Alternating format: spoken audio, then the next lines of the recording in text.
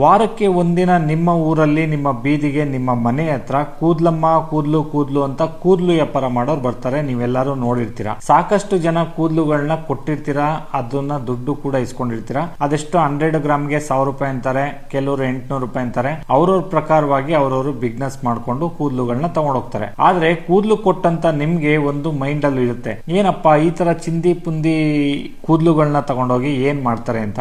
ನೋಡಿ, ಆ ತರ ಕೂದ್ಲುಗಳನ್ನ ತಗೊಂಡ್ಬಂದು ದೊಡ್ಡದಾಗಿ ಮಾಡಿ, ಹಂಗಂದ್ರೆ ತಲೆಗೆ ಹಾಕೊಳ್ಳೋ ಚೌಲಿಗಳನ್ನ ರೆಡಿ ಮಾಡ್ತಾರೆ. ಆಮೇಲೆ ವಿಗ್ ಗಳನ್ನ ರೆಡಿ ಮಾಡ್ತಾರೆ. ನೋಡಿ ಎಷ್ಟು ಚೆನ್ನಾಗಿ ರೆಡಿ ಮಾಡ್ತಾರೆ ಅಂತ ಅಂದ್ರೆ, ನೋಡಿ ಚಿಕ್ಕ ಕೂದ್ಲು ಮಾಡ್ತಾ ಮಾಡ್ತಾ ಎಷ್ಟು ದೊಡ್ಡದಾಗತ್ತೆ ಅಂತ ಅಂದ್ರೆ ಇಷ್ಟು ದೊಡ್ಡದಾಗತ್ತೆ. ಅದಕ್ಕೋಸ್ಕರ ಅವರು ನಿಮ್ಮ ಮನೆ ಹತ್ರ ಎಲ್ಲ ಬಂದು ನಿಮ್ಮ ಹತ್ರ ಚಿಂದಿ ಪುಂದಿ ಹಂಗಂದ್ರೆ ಉಳ್ದಿರೋ ಅಂತ ಕೂದ್ಲನ್ನ ತಗೊಂಡೋಗ್ತಾರೆ. ತಗೊಂಡೋದ್ಮೇಲೆ ಈ ತರ ಬೇರ್ಪಡಿಸಿ ಈ ತರ ಎಲ್ಲ ರೆಡಿ ಮಾಡಿ ಅದ್ ಚೌಲಿ ಮಾಡಿ ರೆಡಿ ಮಾಡಿ ಕೊಡ್ತಾರೆ, ಸೇಲ್ ಮಾಡ್ತಾರೆ. ಈಗ ಎಲ್ರಿಗೂ ಕೂದ್ಲು ಕೊಡೋರಿಗೆ ಒಂದು ಡೌಟ್ ಕ್ಲಿಯರ್ ಆಯ್ತು ಅಂತ ಅನ್ಕೊಂಡಿದೀನಿ.